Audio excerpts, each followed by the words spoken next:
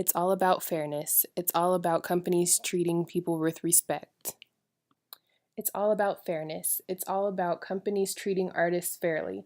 It's an age-old debate, and unfortunately, it'll probably continue into the distant future. Jared Leto, 30 Seconds to Mars. Such a debate had gone beyond the artist formerly known as Prince's patience. In 1992, Prince signed a multi-million-dollar record contract with Warner Brothers. During his 17 years with Warner Brothers, Prince released 18 albums, including his best-selling album, Purple Rain, in 1984. To Prince's dismay, even a multi-million-dollar contract was robbery in terms of Prince's album sales and royalties when he found that Warner Brothers was still making more off of his music than he was. Prince wanted the rights to his music and out of his contract with Warner Brothers. He was tired of Warner Brothers getting their hands on his money and felt that they weren't doing their job to market his music. In a statement released through his publicist, the singer said Warner Brothers' unstable and ever-changing management structure has made it impossible for the company to effectively market and promote its flagship artists, including the former Prince. Warner Brothers and Prince reached an agreement in 2014 after years of dispute. The financial terms were not disclosed, but Prince said in a statement that he is pleased with the results of the negotiations and look forward to a working relationship. Prince's corporation, Paisley Park Enterprises, said that under the agreement, Warner Brothers had taken the unusual step of making Prince a vice president for artists and repertory. Under the accord, Warner Brothers is to pay Prince $10 million an album and finance the expansion of his Paisley Park record label, as well as the development of a new label concentrating on what his corporation described as cutting-edge street music. Prince was to leave Arista Records and return to Warner Brothers in order to regain ownership of his catalog. His classic Warner Brothers albums like Dirty Mind, Controversy, and 1999 will continue to be licensed through Warner Brothers as part of the new global agreement. As part of the deal, Prince's classic Purple Rain album will be re-released and remastered in a remastered deluxe version in time for the 30th anniversary of the album and movie.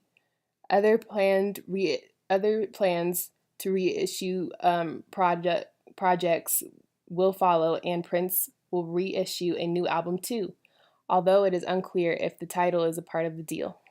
BATNAs were used in this negotiation as Warner Brothers had to decide what they were going to do to retain some of a profit from Prince or risk losing him and his music catalog to Prince's independent record label, NPG Records.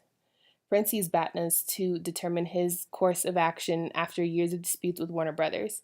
He knew what they would not allow and thus measured his past negotiations against his new terms.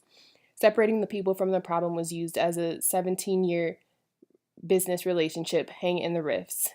Prince expressed gratitude to Warner Brothers, who returned feelings of gratitude by discussing Prince's goals and perceptions of his relationship with Warner Brothers. Prince freely expressed how he felt like he was a slave to his contract. As a result of their negotiation, a mutual benefit was reached, which allowed Prince to re-release his classic album Purple Rain as an album and a movie in which Prince would regain ownership of his catalog. Warner would continue to license Prince's albums like Dirty Mind, Controversy, and 1999 as part of the new global agreement. This negotiation worked remarkably well for both Prince and Warner Brothers, as Prince's goal was to regain ownership of his masters and maintain the rights to his music that he will release after the agreement. Warner Brothers did not entirely lose Prince as an artist. In fact, they continued to license 3 of his albums. The mishap in this negotiation is that it took almost 10 years for Warner Brothers to reach an agreement. Within that time frame, Prince released his album Musicology through Arista Records, a project that Warner Brothers missed out on the opportunity to license. Prince was to leave Arista Records and return to Warner Brothers in order to regain his ownership of his catalog.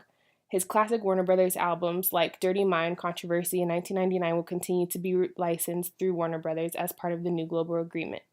As part of the deal, Prince's classic Purple Rain album will be re-released and remastered for the 30th anniversary of the album and movie.